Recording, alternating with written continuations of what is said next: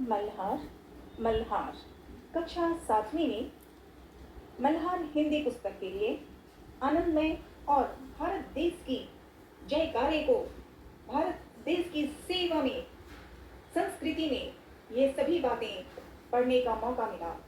मल्हार कक्षा 7वीं आज शुरू करेंगे पहला पाठ पाठ 1। लेकिन थोड़ा सा मल्हार के बारे में खुद ब खुद जानकारी प्राप्त करें। मल्हार मल्हार भारतीय शास्त्रीय संगीत का एक राग है। यह मुख्य रूप से वर्षा ऋतु में गाया जाता है। वर्षा ऋतु में प्रकृति नूतन रूप धारण करती है। इसका संबंध सृजन, सौंदर्य, नएपन और कृषि से भी है। यह पुस्तक मल्हार मल्हार भी अपने गठन, विषय वस्तु और गतिविधियों में सृजन, सौंदर्य और नएपन पर बल देती है। तो इतना प्यारा चित्र इसमें दिया है। कुदरती कैसा जीवन होना चाहिए। पूरे विदेश में ही अपने अपने है हिसाब से अपने भारत की संस्कृति अनमोल है। ये जो मल्हार के विषय में परिचय देकर जो चित्र हैं वो हमारे जीवन का सबसे बड़ा धरती का जीवन है। गौ माता खड़ी है, बारिश हो रहा है और बच्चे खेल रहे हैं। छाते में बैठना और पैरों को भिजाना, पानी से खेलना, हरियाली। ठीक है, जैसे असम में बाढ़ हो जाती है तो बहुत पानी की दिक्कत होती है, पर वो सारी सुंदरता, वो सारी जीवन का धाम यही हम सीखते हैं हमारे देश में, भारतीय संस्कृति में। सो अति मनोरम, अति मनोरम। इसे पढ़ने के बाद पाठ 1 करेंगे। माँ कह एक कहानी। प्यारी सी कविता है। मैथिली शरण गुप्त जी द्वारा लिखित इस पाठ में माँ कह एक कहानी इस विषय पे सो पूरी तैयारी के साथ शुरू करेंगे। जय हिंद। मल्हार पाठ 7 इसका सबसे प्यारी कथाएं और ज्ञानवर्धक बातों में जीवन के प्रति, संसार के बारे में, सांस्कृतिक धराओं के बारे में विशेष बातें दी गई हैं मल्हार पुस्तक में। मल्हार तो आज शुरू करते हैं पाठ 1। माँ कह एक कहानी। माँ कह एक कहानी। ये प्यारी सी कविता और प्रसिद्ध हिंदी कवि मैथिली शरण गुप्त जी द्वारा लिखित यह ऐसी कविता, ऐसी बातें जो हमें कुदरत कैसी हो, हमारी भारतीय संस्कृति क्या है। हमारे यहाँ पे अलग अलग मौसम होते हैं। 6 तरह के मौसम होते थे। अब तो पेड़ों में हरियाली कम हो रही है, बाढ़ होती है तो बहुत बाढ़ होती है, पर अब सुधार होगा क्योंकि अभी शिक्षा हमें जो दे रहे हैं मल्हार। पहले वाली पुस्तक भी बहुत अच्छी थी, बसंत भी बहुत प्यारा, और अभी बदलाव आया है मल्हार। तो ठीक है, आज शुरू करते हैं पहला पाठ। माँ कह एक कहानी। तो इस कहानी पर, इस कविता पर थोड़ा सा परिचय करते हैं। अगले दिन इसके प्रश्न उत्तर खुद लिखने के सीखने का प्रयास करेंगे हम। श्री मैथिली शरण गुप्त जी एक प्रसिद्ध हिंदी कवि थे जिन्हें राष्ट्रीय कवि के रूप में जाना जाता है। उनका जन्म उत्तर प्रदेश के झांसी जिले के चीर गांव में हुआ था। उन्होंने बचपन से ही, उनके मन में विचार, बड़े बड़े जीवन को सिखाने वाली चीजें खुद अपने बचपन से उन्होंने सीखना शुरू किया। 15-16 वर्ष की आयु से ही कविता लिखना, अपने मन के भावों को स्पष्ट करके लिखना, बोलना शुरू हुआ था। पहले वे ब्रज भाषा में लिखते थे, फिर हिंदी में। उनकी कविताएं ज्ञानवर्धक, सरल और भावपूर्ण होती थी। स्वतंत्रता आंदोलन में उनकी रचनाओं ने लोगों में देशभक्ति की भावना जगाई। उनकी प्रमुख रचनाएं हैं साकेत, भारत भारती और यशोधरा। उनकी कविताओं में भारत की संस्कृति, इतिहास और धर्म की झलक मिलती है। पाठ 1 है कक्षा 7। कविता माँ कह एक कहानी का मुख्य विषय है करुणा, न्याय और नैतिकता। यह माँ जो है वो यशोधरा और बेटे राहुल के बीच संवाद के माध्यम से यह कहानी प्रस्तुत की हुई है, जिसमें एक घायल हंस की रक्षा को लेकर करुणा और हिंसा के बीच टकराव दिखाया गया है। विस्तार से पूरा पाठ पढ़ें और इस कविता में अर्थ बहुत वहीं आ जाता है। यह माँ यशोधरा और बेटे राहुल के बीच संवाद के माध्यम से एक कहानी प्रस्तुत करती है, जिसमें एक घायल हंस की रक्षा को लेकर करुणा और हिंसा के बीच टकराव दिखाया है। पढ़ने में मन में बहुत सी बातें आ जाती है।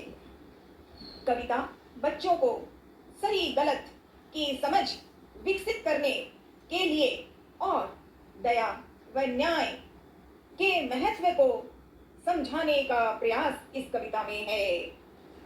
इस कविता का मुख्य विषय है करुणा, न्याय, नैतिकता।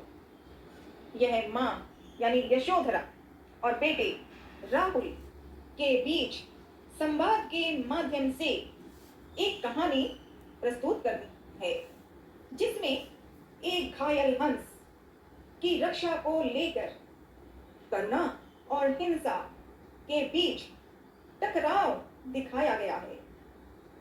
कविता बच्चों को सही गलत की समझ विकसित करने और दया व न्याय के महत्व को समझाने का प्रयास किया है।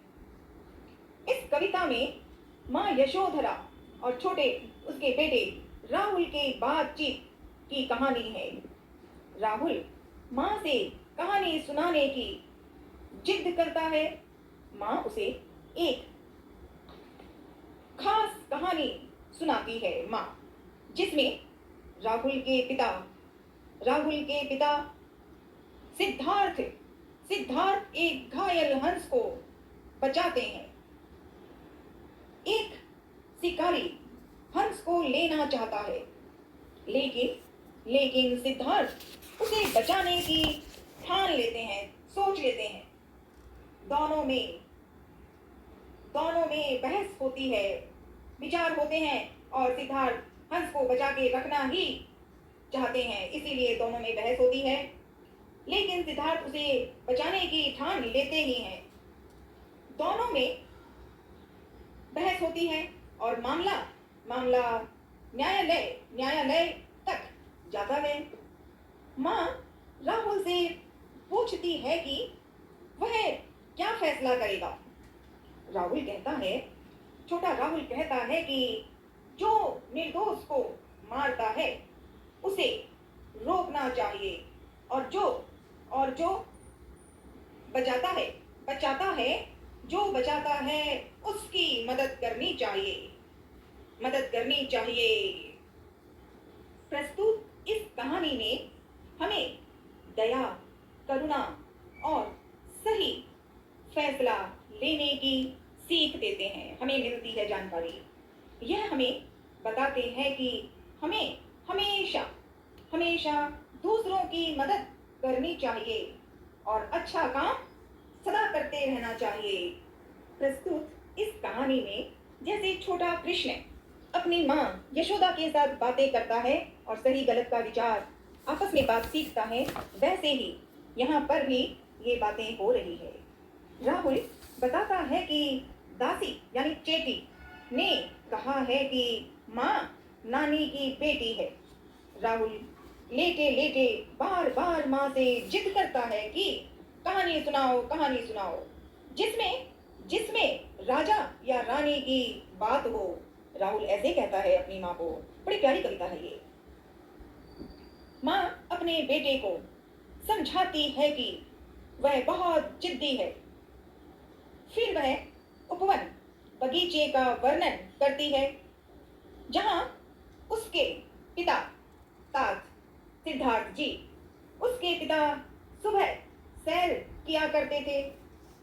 उस उपवन में फूलों की सुगंध बिखरी रहती है, हरियाली ही हरियाली।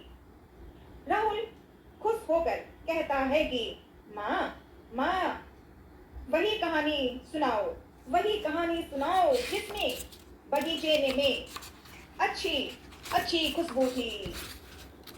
और माँ बताती हैं कि बगीचे में रंग बिरंगे फूल खिले हैं, ओस की बूंदें चमक रही हैं और हल्की हवा बह रही है।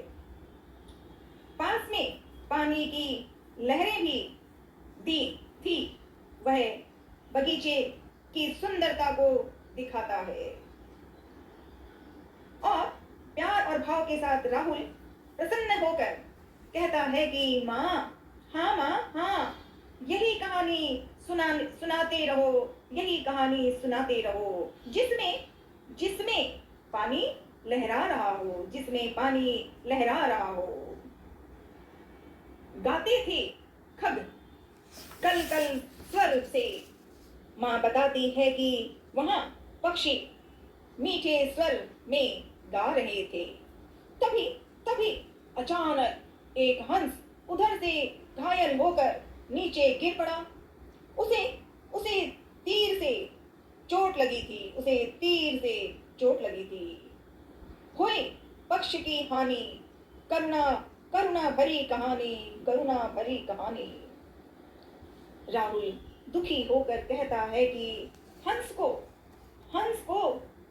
चोट लग गई है, हंस को चोट लग गई है। यह तो बहुत करुणा भरी कहानी है। चौंक उन्होंने उसे उठाया, नया जन्म सा उसने पाया। माँ बताती है कि उसके पिता ने तुरंत घायल हंस को उठाया और उसकी जान बचाई। तभी तभी वह शिकारी आया जिसने हंस को मारने का दावा किया। आ गया शिकारी, पर अब उसकी रक्षा करना, हंस की रक्षा करना निश्चित हो गया कि ठीक ही करना है। लक्ष्य सिद्ध का मानी, कोमल कठिन कहानी, कोमल कठिन कहानी। राहुल कहता है कि यह कहानी तो कोमल भावनाओं और कठोर वास्तविकता का मेल है। मांगा उसने आहत पक्षी, तेरे तात मगर थे रक्षी। शिकारी घायल हंस को मारता है, लेकिन राहुल के पिता उसकी रक्षा करने को तैयार रहते हैं। शिकारी जिद पर अड़ जाता है। हट करने की ठानी, अब बढ़ चली कहानी। राहुल उत्साहित होकर कहता है कि अब कहानी और रोचक होती जा रही है। हुआ विवाद सदैव। अब माँ बताती है कि दयालु पिता और निर्दयी शिकारी के बीच विवाद बढ़ गया। दोनों अपने पक्ष पर अड़े रहे, दोनों ही अपने आप में हैं। तो शिकारी ने बहुत प्रयास किया हंस को लेने के लिए, और राहुल के पिता तैयार खड़े हैं कि मैं पक्षी की मदद करूंगा।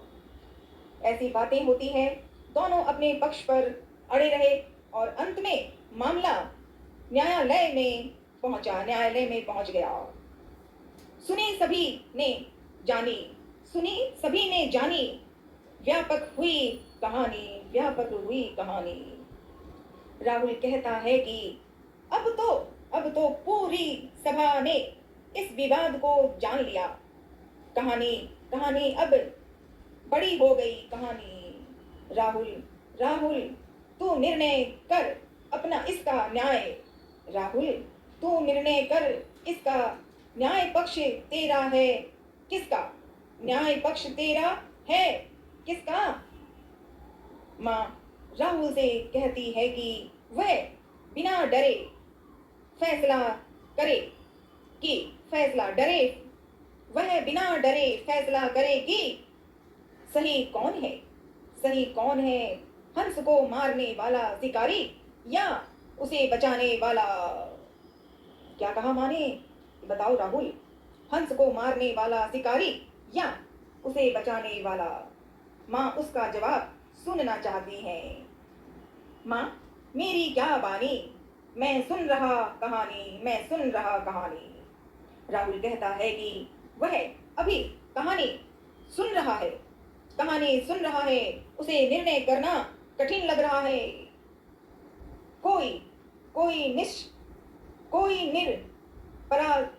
निरपराध को मारे तो क्यों अन्य उसे न उबारे?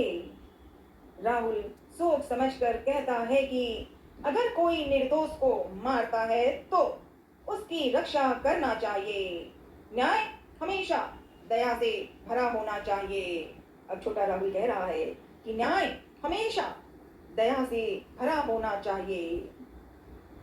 न्याय दया का दानी, न्याय दया का दानी, तूने तूने तूने गुनी कहानी, तूने गुनी कहानी।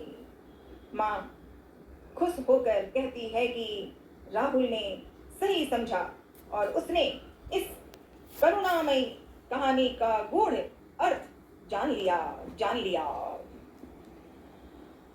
इस कविता में बहुत सी अर्थ हैं, संक्षेप में लिखा गया। सीखने का मेरा अपना प्रयास। कविता माँ कह एक कहानी।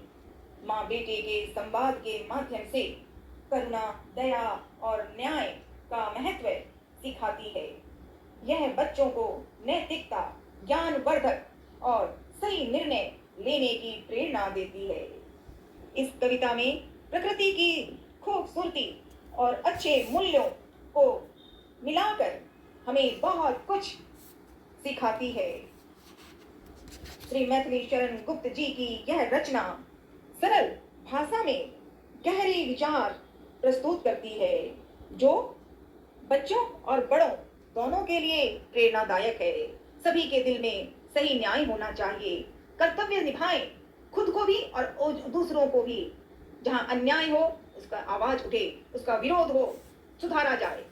और जो धर्म की कथा है, जहां संस्कृति है, जहां भारत की संस्कृति का दरबार चमक रहा है, उसी को हमें अपने जीवन में ऐसा विचार रखना चाहिए।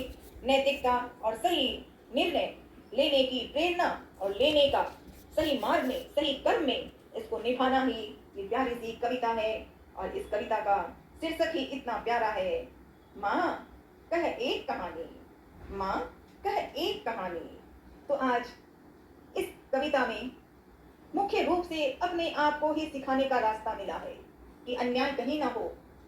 न्याय को आदर के साथ सबको बोलना चाहिए और निभाना चाहिए, पर अन्याय का विरोध खुले आम बारंबार बुरा करना चाहिए, तभी जीवन सही मायने में सही जीवन होता है। तो आज की रचना माँ कह एक कहानी, कक्षा 7 क्लास 7 पाठ 1 है पहला। माँ यह एक कहानी। बड़ी प्यारी कविता मुझे लगी, पढ़ना भी अच्छा लगा और बार बार इसको पढ़ूंगी तो मुझे कविता का भाव मन में आएगा। जय हिंद।